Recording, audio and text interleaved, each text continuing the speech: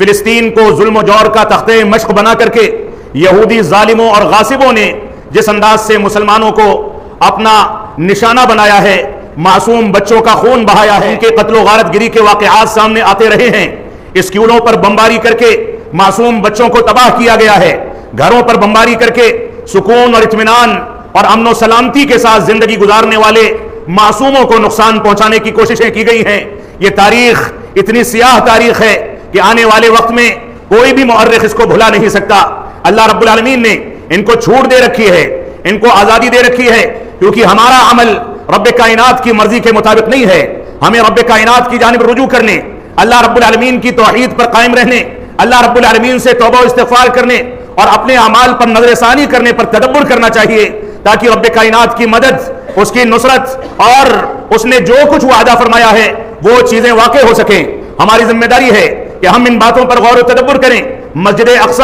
اور فلسطین کا قضیہ اب سے نہیں، صدیوں سے مسلمانوں، عیسائیوں اور یہودیوں کے درمیان نزاع کا مسئلہ بنا رہا ہے۔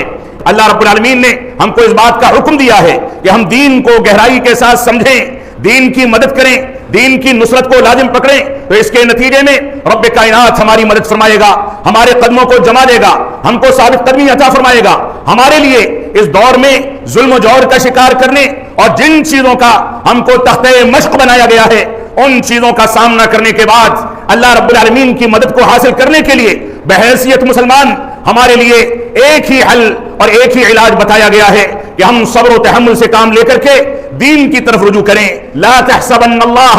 غافلا عما يعمل الظالمون، ظلم کرنے والوں کے کرتوتوں اور مظالم سے رب کائنات کو غافل نہ سمجھا جائے۔ یہ ہماری بدعمالیوں کا نتیجہ ہے کہ رب کائنات نے ظالموں کو ڈھیل دے رکھی ہے، چھوٹ دے رکھی ہے۔ وہ چاہتا ہے کہ اس ڈھیل، ان مظالم، ان آزمائشوں اور ان ابتلاءات کے نتیجے میں مسلمان رب کائنات کی جانب رجوع کر لے۔ وہ تھوڑی بہت امتحان کی کیفیت بنا کر کے، تھوڑی بہت آزمائش کی کیفیت بنا کر کے مسلمانوں کی آخرت کو سنوارنے کے لیے ان کو موقع دیتا ہے کہ دین کی طرف، اتباع رسول کی طرف، توحید کی طرف، عظمت صحابہ کی جانب رجوع کر کے اپنے ایمان اور اپنے ظاہر و باطن کو پاکیزہ بنا لو اور اس کے مطابق زندگی کو ڈھال لو۔ اگر تم نے ایسا کر لیا تو رب کائنات کا وعدہ ہے کہ وہ تم کو بے یار و مددگار نہیں چھوڑے گا، تم کو بیکار نہیں چھوڑے گا، تم کو ہلکا نہیں ہونے دے گا، بلکہ عزت و وقار عطا فرمائے گا، تم کو دنیا کے اندر سر اٹھا کر کے جینے کا سلیقہ سکھائے گا۔ اللہ رب العالمین سے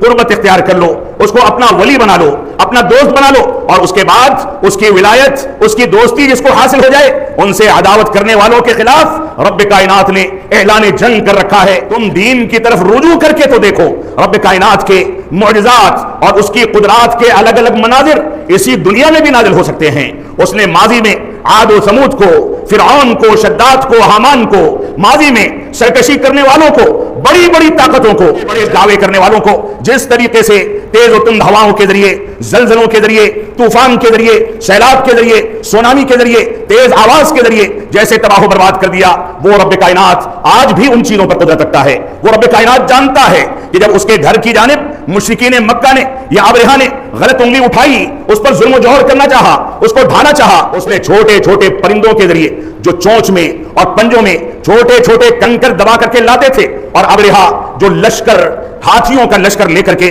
مضبوطی کے ساتھ، قوت و طاقت کے ساتھ نکلا تھا، اس کو تباہ کر دیتے تھے۔ کھائے ہوئے بھوسے کے مانند وہ تباہ ہو کر کے زمین میں مل جایا کرتے تھے۔ اس رب کائنات کی قدرت آج بھی زندہ ہے اور قیامت تک زندہ رہے گی، یہ ہمارا اعتقاد ہے۔ لیکن اس کی قدرت کے وسائل، اس کی نصرت و مدد کے وسائل اختیار کرنے کے لیے ہم کو دین کی جانب رجوع کرنا ہوگا۔